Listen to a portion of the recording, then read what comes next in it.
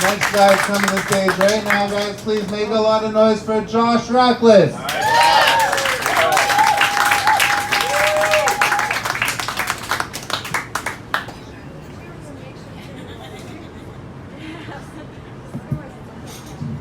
All right.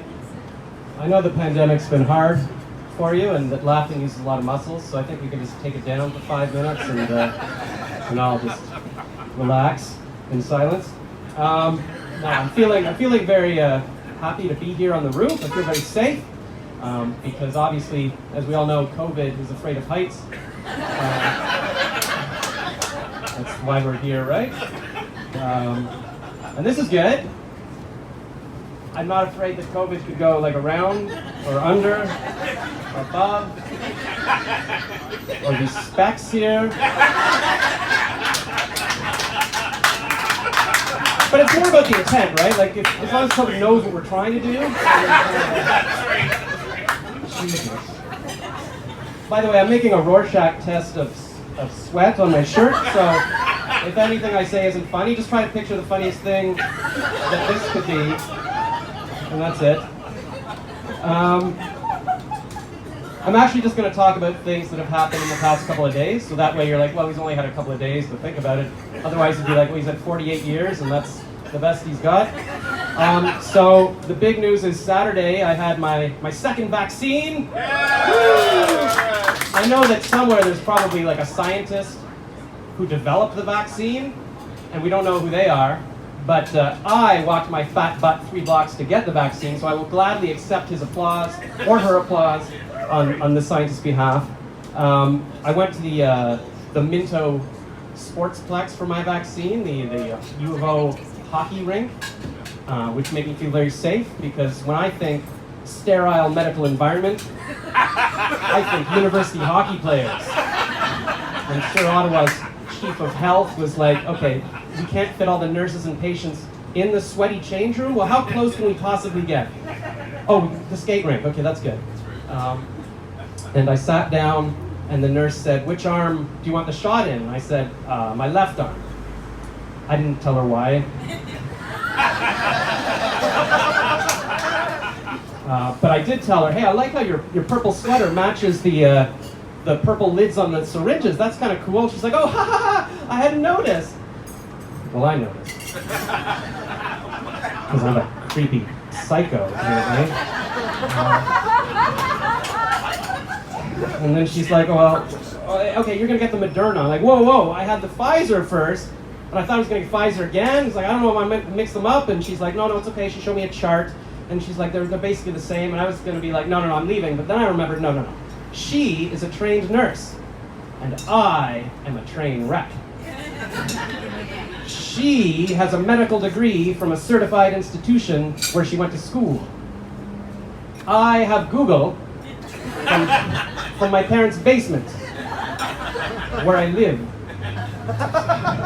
So I stayed, and she wrote 2:21 p.m. on a piece of paper, and she said, go sit over there for 15 minutes. And I was like, okay, and I sat there.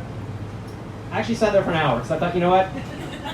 Just to be safe, just in case there's a reaction from like somewhere nearby that somebody comes over and says, you know, I'll be your friend. Did not happen.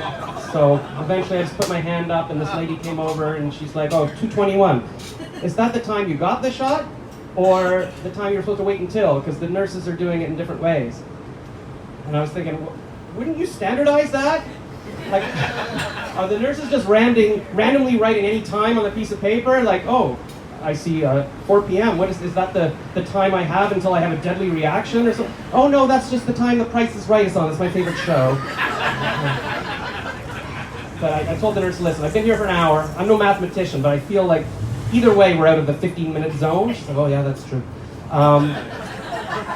She's like, so how do you feel? I'm like, I'm a bit dizzy. And she's like, oh, we had a woman this morning who was dizzy. I'm like, what would you do for her? Oh, they put her like behind the curtains and they gave her a juice box and a cold compress. And I was like, well, that's not medical attention. I guess I'm fine if I can just go home. And I walked out the door, and then 2 seconds later, I'm like, I could have had a free juice box. I used my right arm to hold my juice box. And then I've been obsessed with this juice box now. I'm like, was it going to be orange juice? Was it going to be apple juice? Was it going to be, it doesn't matter because nobody's ever bought me a drink in my life and this was my one chance and I blew it. The women, they're like, oh, but people buy drinks all... No, for you they do! Nobody's bought me a drink. And I'm like, I don't even know what a cold compress is, but I want one. Is it an ice pack? Is it a wet washcloth? Is it doesn't matter because I haven't been touched in 2 years and this was something that was going to touch me and I blew it? So I went home, and I know you're supposed to be happy about having gotten your vaccine, but I'm sad that it's over because like for the past 2 years I've been able to say, oh, I don't have any friends because of the big P, the pandemic. And now I'm back to what it was before. It's like I have no friends because of the big P, my personality. And also my little P's probably not helping with the ladies.